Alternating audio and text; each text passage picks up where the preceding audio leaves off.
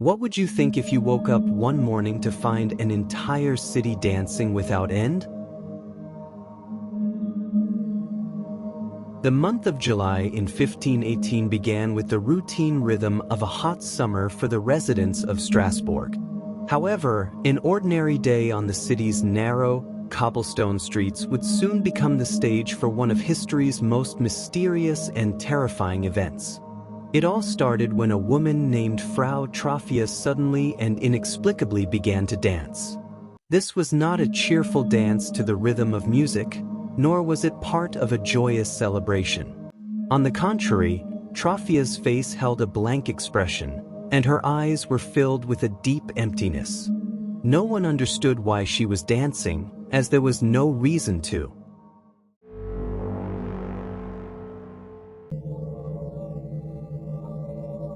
At first, people watched this strange sight with curiosity. Some thought she had lost her mind, while others believed she was being punished by a divine force. But the truth was, this dance was not a whim that would last an hour or even a day. Trophia continued to dance without stopping. While everyone expected her to collapse from exhaustion by the end of the first day, she pushed the limits of fatigue and went on with her dance. By the end of the fourth day, the number of dancers had grown to a few dozen people. Like Trophia, they seemed to be dancing against their own will. At an increasing pace, this bizarre dancing plague spread through the city. By mid-August, approximately 400 people in Strasbourg were dancing uncontrollably. These individuals were deprived of food, water, and sleep. Like puppets, they moved under the influence of an unknown force. This situation caused widespread panic in the city. Helpless families witnessed their loved ones suffering with bruised feet and trembling bodies. An increasing number of people were dying from exhaustion, heart attacks, and strokes. It is said that at the peak of the plague, an average of 15 people were dying from the dancing each day. Now, let's take a look at what happened after the authorities, in panic, made their misguided decisions. City officials found it incredibly difficult to solve the cause of this event. At the time, modern medicine was not yet developed, and authorities were inclined to interpret the situation as a mystical or supernatural event. They eventually consulted with doctors and diagnosed the condition as a disease caused by overheated blood. According to them, these people needed to be cured by sweating. It was at this point that they came up with an unthinkable solution: to make the dancers dance even more. The city administration made an absurd decision to implement this illogical treatment.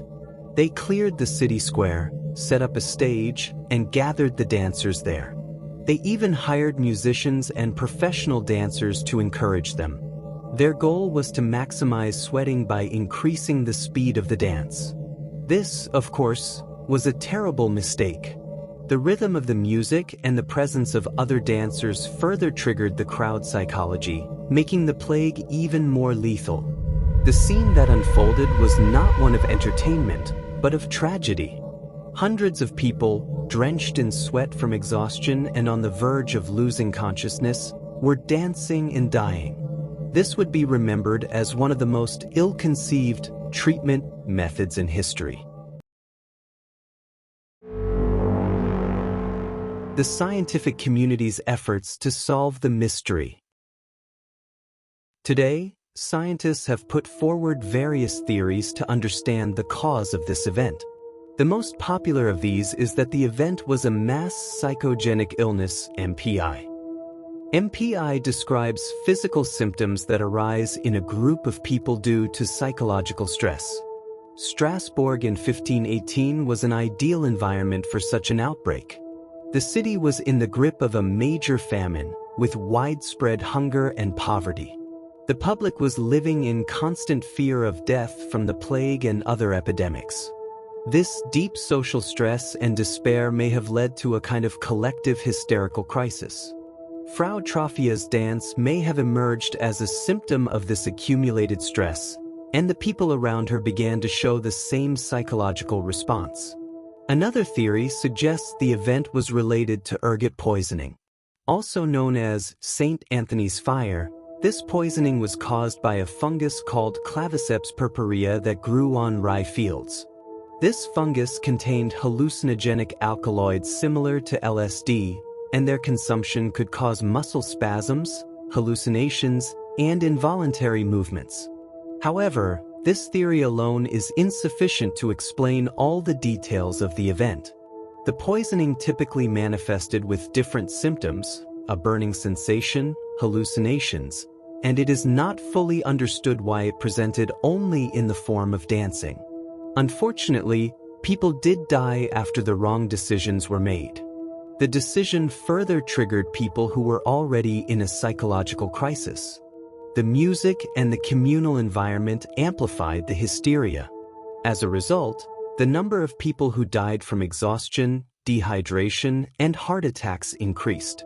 According to historical records, at the peak of the plague, approximately 15 people died each day for this reason.